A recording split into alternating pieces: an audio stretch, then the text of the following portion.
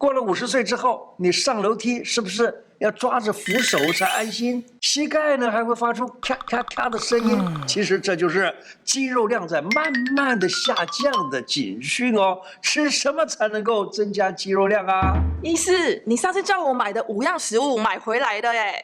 来，超市就可以买到的5种增肌食物，帮你补肌力又省钱，让你走路更轻松，膝盖更有力。马上告诉你。胡乃文开讲了，我是你的老朋友胡医师。我们来看看超市里有哪些好食物。好哦，我来看哦。这是一种罐头，一种肉，还有 yogurt 板豆腐，我买的鸡蛋。我先从第1样开始说起，它是超便宜增肌好物，2种蛋少吃。你去超市可以买到茶叶蛋、铁蛋，对不对？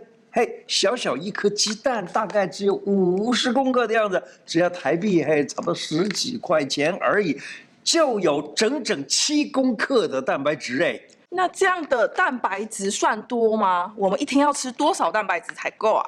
我们成年人啊，每天建议的蛋白质分量大概就是体重的公斤数乘以0.8公克。假如你是体重50公斤的人，那一天呢就需要40公克的蛋白质哦。如果你是65岁以上的熟龄族啊，蛋白质就需要更多，要拉到体重乘以1到1.2倍的公克数。所以呢，你吃1颗鸡蛋就能够补充一天所需要的蛋白质的1/4，那这样算起来好像是4颗就可以了。但是不能够只吃蛋了，好不好？这 CP 值是不是超划算的？对啊，看起来是这样有些人不爱吃蛋黄，实在是太爱抠血了啊！鸡蛋的营养啊，都藏在那个蛋黄里头。蛋黄有3种营养素。胆碱能够活化脑，让你的工作思路是更清晰，大脑更清醒。还有叶黄素，能够保护眼睛。还有维他命 D， 能够维持骨骼的健康。因为奥吉上啊，不是不爱吃蛋黄，是不敢吃。他把蛋黄挑掉，都给他儿子吃，儿子就把蛋黄拌进白饭里头。奥吉上看得口水直流，他为什么不敢吃呢？我猜他是怕胆固醇太高啦。对呀，很多人都这样，你知道吗？我爸爸40岁以后他就不敢吃蛋黄了。你一定想问，那我有3高，一天可以吃几颗鸡蛋呢？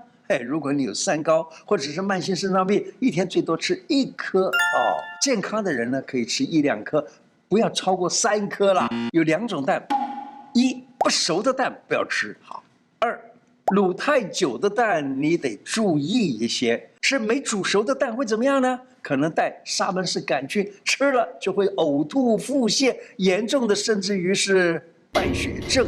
哈，那么恐怖哦！那我朋友很爱吃生蛋我要跟他说，真的是不要多吃，甚至不要吃比较好。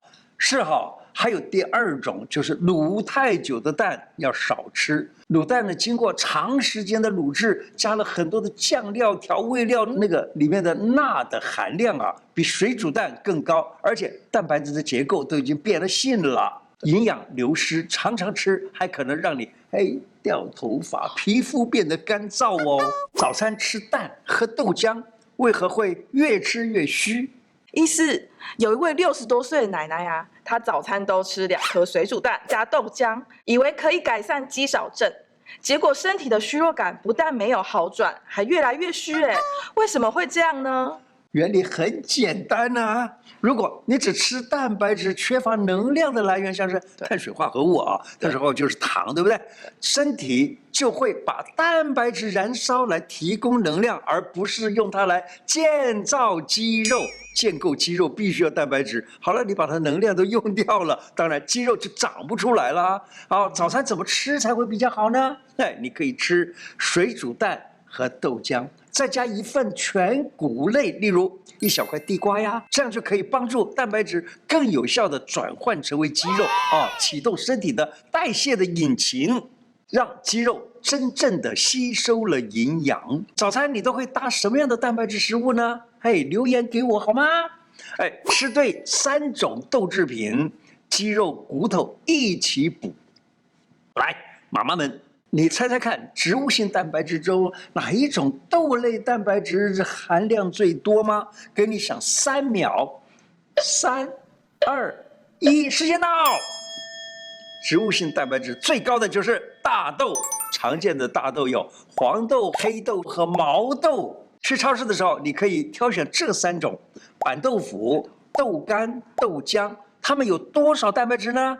用100克来计算的话呢，板豆腐有8.5公克，豆干有多少呢？100公克的豆干里面含有17公克的蛋白质，相当于是2.5颗蛋哦。蛋白质含量是非常的好啊。无糖豆浆啊，用每100毫克来算，有3.6克的蛋白质。这3种蛋白质含量都是很不错的哦。偷偷的告诉你一个小秘密，板豆腐比嫩豆腐更补骨头，因为板豆腐啊在制作中啊会添加一些碳酸钙，所以呢钙的含量非常的多。你吃板豆腐来补肌力又补骨头，真是一减二个猛拉减4口。如果你是50岁以上的人啊，觉得手脚没力呀，或者是你是吃素的，蛋白质来源不多，去自助餐、小吃店的时候，豆干跟板豆腐就把它给点起来吧。哦，这样听起来是蛮不错的耶。那我去卤味店呢，也会点百叶豆腐、炸豆皮、花干啊，它们也可以补蛋白质吗？蛋白质是有啦，但是有没有发现它们特别香？有，那是因为它是加工了或者油炸的关系呢，会吸很多的油，热量呢也跟着就变高了。偶尔吃可以，但不能常常吃，每天吃，不然蛋白质还没补到，体重先长大了长壮了哦，你就变成小胖妹喽。好，荷包扁扁也要顾肌肉，靠1罐补蛋白质。40岁以上的你啊，觉得每次蹲下去站起来的感觉，好像变慢了耶。想维持肌肉量，就得多吃鱼肉、鸡胸肉。先说第一种鱼肉，鱼类的肌肉纤维是比较短，在经过咬了以后吃进去，比较容易被身体消化和吸收。对我们这样年纪的人啊来说，它是很友善的，又能够提高 EPA、DHA。保护心血管和脑的健康。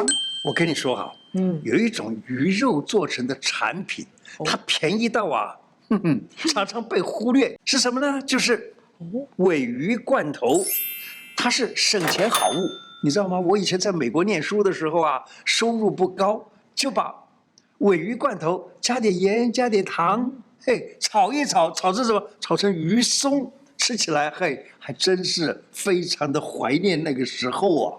鲔鱼罐头啊，蛋白质含量是多少呢？1罐水煮的鲔鱼罐头，沥干之后大约是140公克，像这一罐大概就有30公克的蛋白质哦，等于是快补足了你一餐需要用的蛋白质了。真不错想控制体重、健身的人，你可以买水煮鲔鱼罐头，1罐大概只是30几块钱，大概35到50块钱吧。你可以直接拌饭，或者是抹在三明治，再加一点点蔬菜啊，例如玉米啊、小黄瓜啦、番茄啊等等，就是很棒的一餐哦。那月底啊，荷包扁扁的人快吃土的时候，就可以买这个鲔鱼罐头来补蛋白质我想你不是月光族吧？不是啊，怎么可能嘛，对不对？鲔鱼罐头一天可以吃多少啊？转移话题是不是？一天吃1罐就很够了。记得留意它的钠含量，避免摄取过多的盐分，才能安心补到你的蛋白质。再来第2种肉。鸡胸肉，大家都知道，鸡胸肉啊，它蛋白质很高哦，脂肪很少。鸡肉不只是可以补蛋白质，在中医来说还有补肾的效果，让你的身体更有能量。你下班累到像被抽干了的人，你可以去超市买这样的鸡胸肉，或是买便当卤鸡腿啊、鸡肉饭啊、鸡胸肉啊来吃哦。鸡肉能帮助你加速恢复，减少疲劳，还能够协助肌肉合成，对熟龄族的族群啊，真的是很重要。吃 yogurt 2秘诀：增肌力，睡香香。肠胃顾好，肌肉自然长得好。那个肠胃跟肌肉有什么关系啊？最新的研究发现，肠道菌相和肌肉量是有相关的哦。肠道里头好菌会制造一种东西，叫做短链的脂肪酸，它会刺激肌肉合成，降低发炎。平时你可以这样吃 yogurt 补好菌，帮肌肉打地基。掌握2个秘诀：第一，要选成分单纯的 yogurt；第二，饭后2小时或者是运动之后来吃。什么是成分单纯的 yogurt 呢？你买 yogurt 的时候可以翻到后面看一下它的成分，挑选只有鲜乳加菌种这2种成分的 yogurt。我买 yogurt 的时候啊，会看到有加一些胶类，然后什么鲜奶油啊、糖的那种，还有香料啊，还有什么，对不对？那个就尽量的少吃吧。好。第二，运动之后和晚餐之后吃 yogurt， 增肌的效果比较好哦。你在运动后30分钟内吃 yogurt， 搭配1根香蕉，蛋白质、碳水化合物一次补足。yogurt 的白氨酸能够促进肌肉成长，能够加速蛋白质的合成。那在晚餐以后2-3小时吃啊，yogurt 里头的蛋白质提供夜间的氨基酸，减少肌肉的分解，同时呢，它的钙质、它的色氨酸都能让你更好睡哦。对，40岁以后想要保肌肉量又觉得睡不够好的人，他就非常不错的选择了。